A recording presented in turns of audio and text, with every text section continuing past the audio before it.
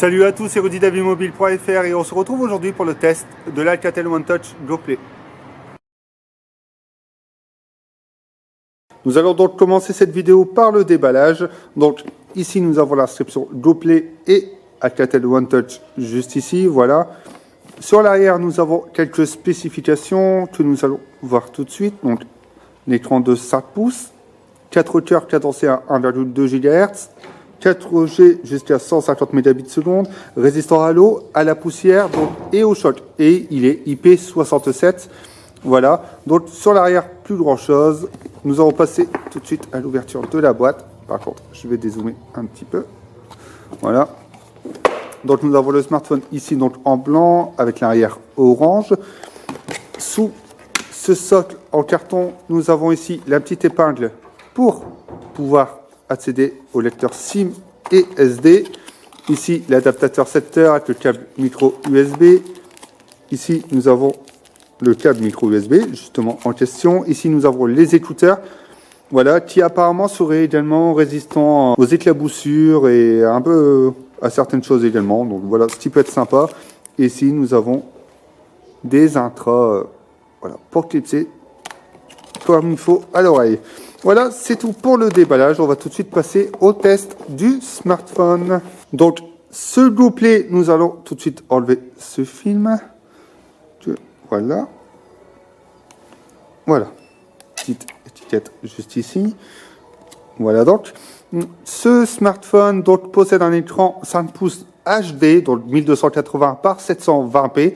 Voilà, qui est un écran IPS Full Lamination. Il possède également un processeur Snapdragon de Qualcomm, donc le Snapdragon 410, cadencé à 1,2 GHz, et une puce graphique Adreno 306. Il a 1 Go de RAM, 8 Go de mémoire interne, extensible via micro SD jusqu'à 32 Go, et donc la mémoire interne, il vous reste environ 4 Go.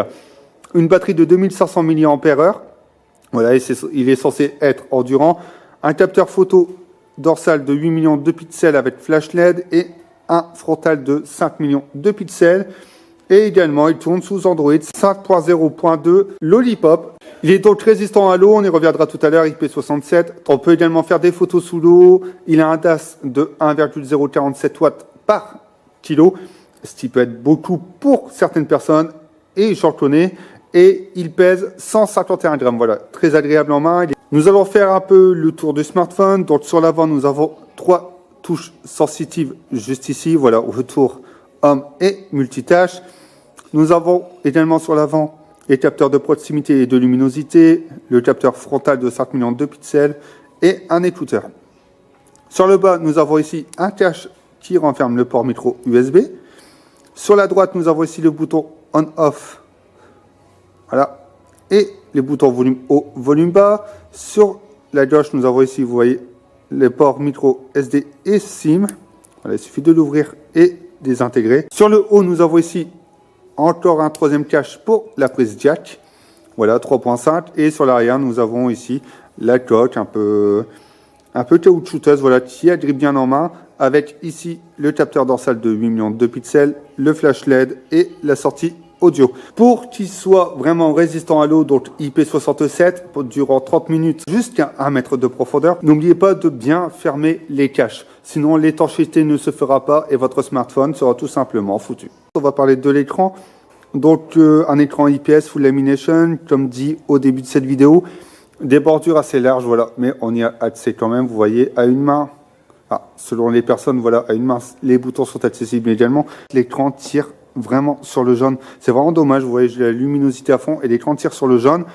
Et à l'extérieur, voilà, j'ai été faire quelques photos. La lisibilité est bonne, mais l'écran prend énormément les reflets. Vous verrez pas à l'œil nu, mais vous voyez déjà rien que la lumière, voilà, juste derrière. Ça peut être gênant pour certains. On va donc faire un petit tour dans l'interface. Voilà, Alcatel a voulu quelque chose de pur qui se rapproche d'Android stock. Donc, hormis les icônes, voilà, nous avons quelque chose qui y ressemble vraiment. Pas trop d'ajouts et une application qui est plutôt sympa, voilà, qui est ViewMe.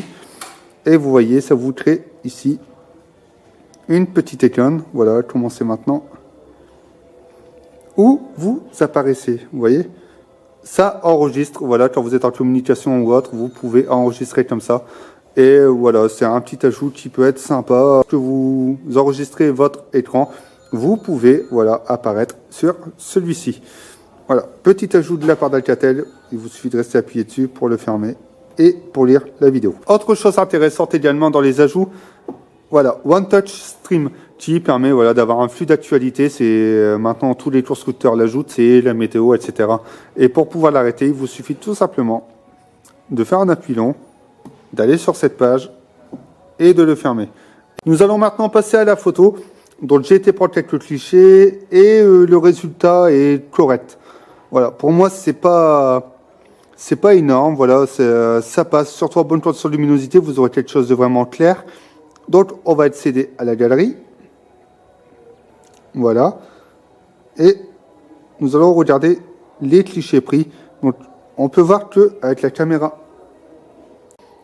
Donc vous voyez, quand on zoome, on a quand même un peu de détails, voilà, c'est pas mal. Par contre, le suite est gris-chiné, il n'est pas si blanc que ça, donc peut-être quelques problèmes de lumière. Vous voyez qu'ici, sur la caméra dorsale, et notamment en HDR, voilà, on perd énormément de détails sur les zooms. L'autofocus se fait convenablement. Il n'est pas ultra rapide, mais se fait. Sur la vidéo également. Si vous passez en mode manuel, peut-être que vous aurez de la lumière moindre, voilà, comme sur certains capteurs qu'on peut retrouver sur des smartphones chinois. Vous savez, quand vous faites bien le focus manuel sur un objet, voilà, on a une impression que la lumière s'assombrit autour, ce qui peut être gênant également. Pour la caméra frontale, je vous l'ai dit, un peu de détail également. En fait, sur les deux capteurs, vous aurez du grain, quoi qu'il arrive, surtout en basse luminosité. Là, je vais prendre la photo de cette boîte.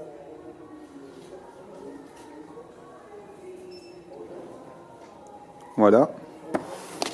Et on va regarder ça tout de suite. Et vous voyez, l'écran déjà jaune n'arrange pas les choses. En plus de ça, une fois que vous zoomez, voilà, vous avez un peu de grain. Pour les jeux, j'ai téléchargé Rayman, voilà, pour changer de Sonic. Je l'avais signalé la dernière fois. Je vais rapprocher. On va attendre qu'il se lance et je vous reprends tout de suite après. Les couleurs sont ternes, c'est pas vif, ce qui est vraiment dommage. Dans l'ensemble, graphiquement, ça tourne. Les gros jeux, je pense que ils auront du mal à tourner, comme Asphalt 8 et autres jeux. Donc, c'est pas un smartphone que je conseille pour jouer. Si les petits jeux comme Candy Crush ou voilà, comme Rayman ou autre, ça ira, mais pour d'autres jeux, idem. C'est un smartphone résistant, donc c'est pas un smartphone fait pour jouer. Point négatif, donc pour conclure, l'écran, voilà, qui tire sur le jaune, c'est un peu dommage. Parce que même sur les clichés, on ne peut pas les apprécier comme il se doit. Niveau puissance, bon, ça va, mais ça ne fera pas tourner les gros jeux. Et la mémoire, voilà, 8 Go pour moi, c'est un très gros point noir. Parce qu'au final, il va vous rester en moyenne 4 Go. Vous faudra acheter une carte micro SD qui peut aller jusqu'à 32 Go. Autre point négatif, le DAS. En point positif, je donnerai voilà l'IP67, résistance à l'eau. Vous pouvez prendre des clichés sous l'eau, ça peut être sympa. Deuxième point positif, l'interface qui est sur de l'Android stock quasiment.